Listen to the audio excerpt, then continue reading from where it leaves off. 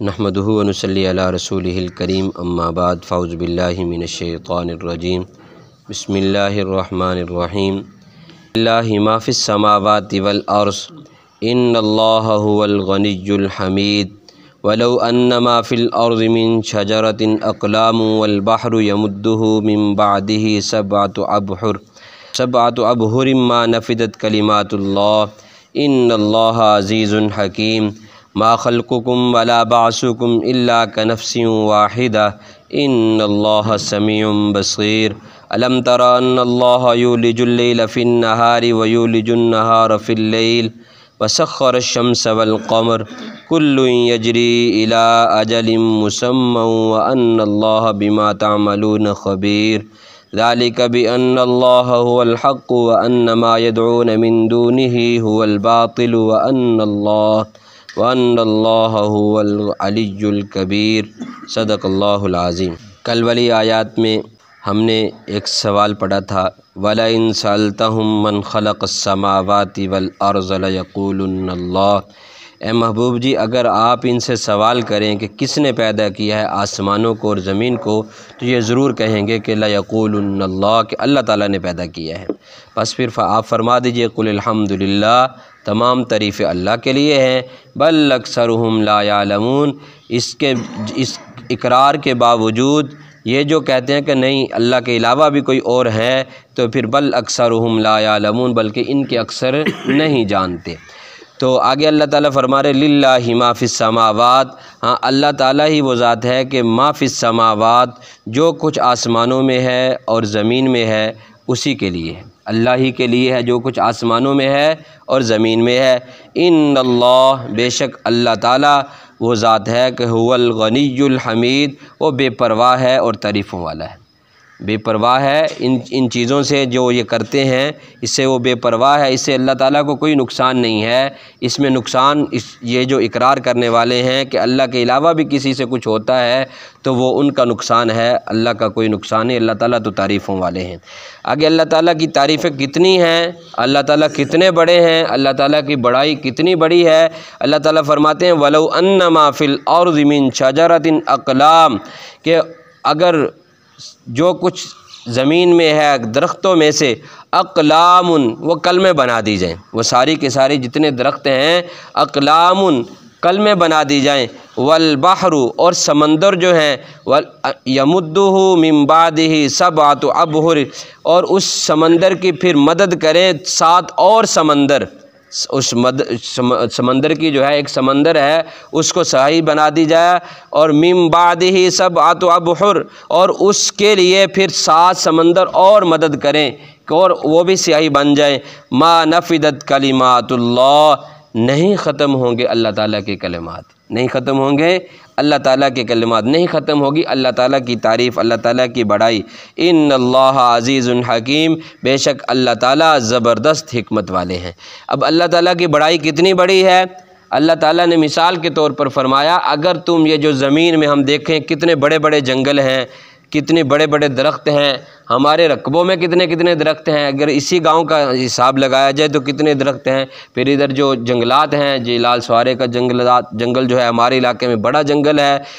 آدمی سفر کرے تو آدھا گھنٹے سے زیادہ اسی میں سفر گزر جاتا ہے کہ یہ جنگل ختم نہیں ہوتا۔ پھر آگے یہ تو روڈ کے اوپر کی بات ہے، آگے ادھر کو چلے جائیں تو کتنا بڑا جنگل ہے، تو کتنے بڑے بڑے جنگلات ہیں زمین پر، اللہ تعالیٰ فرماتے سب کی قلمیں بنا دی جائیں۔ قلم میں کتنی کی لکڑی لگتی ہے، کتنی کی لکڑ قلم پر اس خرچ ہوتی ہے، ہم سب نے دیکھا ہوا ہے کہ قلم چھوٹے سی کانے بریک سے کانے کی قلم بنائی جاتی ہے جو خط جلدی ٹوٹتی بھی نہیں ہے، تو اللہ تعالیٰ فرماتے ہیں کہ سارے درختوں کی قلمیں بنا دی جائیں، والبحر یمدہ من بعدہ سبعۃ ابحر اور سیاہی بنا دی جائے سمندر کی، پھر اس سمندر کے بقدر 7 سمندر جو ہیں وہ ساری سیاہی بنا دی جائے، تو پھر اس سے لکھنا شروع کیا جائے، سمندر ختم ہو جائیں اور کلمے گس جائیں، لکھنے والے ختم ہو جائیں، ما نفدت کلمات اللہ لیکن اللہ تعالیٰ کی بڑائی ختم نہیں ہوگی، اللہ تعالیٰ کی صفات کا تذکرہ ختم نہیں ہوگا تو اللہ تعالیٰ تو اتنے بڑے ہیں، اللہ تعالیٰ تو اتنے بڑے ہیں، تو پھر بھی اللہ تعالیٰ سے روگردانی کی جائے، اللہ تعالیٰ کو چھوڑ دیا جائے، اللہ تعالیٰ کی فرما برداری نہ کی جائے۔ ان اللہ تعالیٰ تو عزیز حکیم، بڑے زبردست اور حکمت والے ہیں، بڑے زبردست اور حکمت والے ہیں۔ آگے اللہ تعالیٰ نے فرمایا یہ جو تم کہتے ہو کیسے اٹھا جائے گا، کیا ہوگا، کیسے ہم دوبارہ اللہ کی بارگاہ میں پیش ہوں گے، یہ مرنا ہے، ختم ہو جانا ہے، اللہ تعالیٰ فرماتے یہ کوئی مشکل نہیں ہے۔ ما خلقکم، نہیں ہے تمہارا پیدا کرنا، ولا بعثکم، اور پھر موت کے بعد نہیں ہے تمہارا اٹھانا، الا کنفس واحدہ، جیسا کہ ایک نفس، سوائے اس کے نہیں، جیسے ایک نفس، کہ ایک نفس کا پیدا کرنا اور اس کا دوبارہ اٹھانا یہ کوئی مشکل ہے۔ اسی طرح ساری انسانیت کا یوں ہی سمجھیے کہ ساری انسانیت جو ہے سب کو پیدا کرنا اور سب کا پھر مرنے کے بعد دوبارہ اٹھانا یہ ایک نفس کی طرح ہے بس، تو یہ کوئی بڑا کام نہیں ہے اللہ کے ہاں، یہ تو معمولی سا کام ہے۔ تمہارا پیدا کرنا بھی معمولی سا کام ہے، پھر کل قیامت کے دن تمہیں دوبارہ میدان حشر کے لیے کھڑا کرنا یہ بھی معمولی سا کام ہے، کوئی بڑا کام نہیں ہے۔ جیسے آدمی بڑے سارے کام کرے، بڑے سارے اس کا رقبہ ہو، سب کچھ ہو، وہ کہے کہ یار یہ 10 مربوں کا سنبھالنا تو ایسے ہی ہے جیسے ایک کھیت کا سنبھالنا ہے، جیسے ایک کھیت کا سنبھالنا ہے، تو کیا ہے وہ اپنے یعنی کہ اسباب کی حد تک بتا رہا ہے کہ میرے لیے کوئی مشکل نہیں ہے، میرے لیے سارا انتظام ہے، جیسے ایک کھیت کا سنبھالنا ہے ویسے ہی میں 10 مربے بھی سنبھالنا میرے لیے کوئی مشکل نہیں ہے۔ اللہ تعالیٰ فرماتے ساری انسانیت کا پیدا کرنا اور پھر کل قیامت کے دن اٹھائے جانا یہ ایک انسان کی طرح ہے بس، اس سے کوئی بڑا کام نہیں ہے، اتنا مشکل کام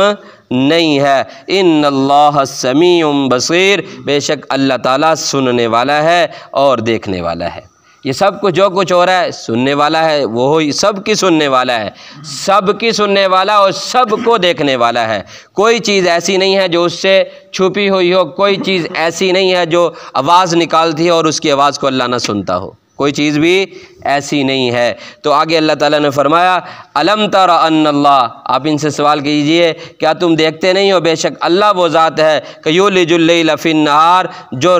داخل کرتا ہے رات کو دن میں، ویولج النہار فی اللیل، اور داخل کرتا ہے دن کو رات میں، وسخر الشمس والقمر، اور جس نے مسخر کر دیا ہے سورج کو اور چاند کو،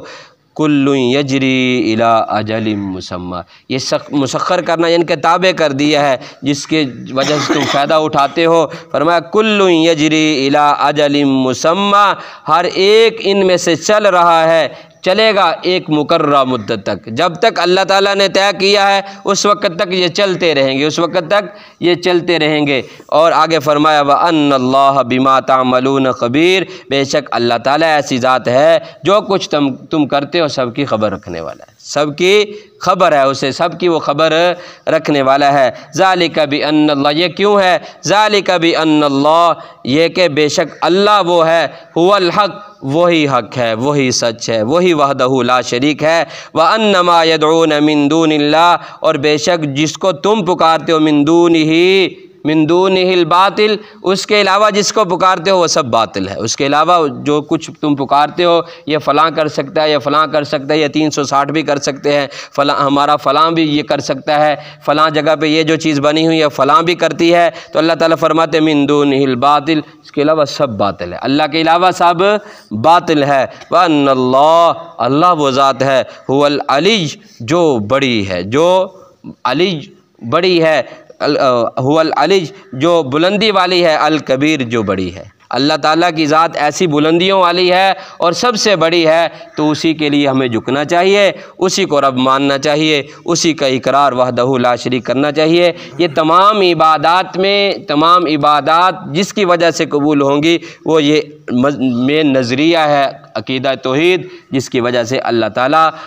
انسانوں کی کامیابی کا اعلان کریں گے۔ یہ عقیدہ ایسا ہے کہ جس کے اندر یہ ہوگا، یہ عقیدہ پختہ ہو، پھر بھی اس کے اندر کوئی کمزوریاں ہوں گی، گناہ ہوں گے، تو ایک دن آئے گا کہ اس کو اللہ تعالیٰ جہنم سے نکال کر جنت میں بھیج دیں گے۔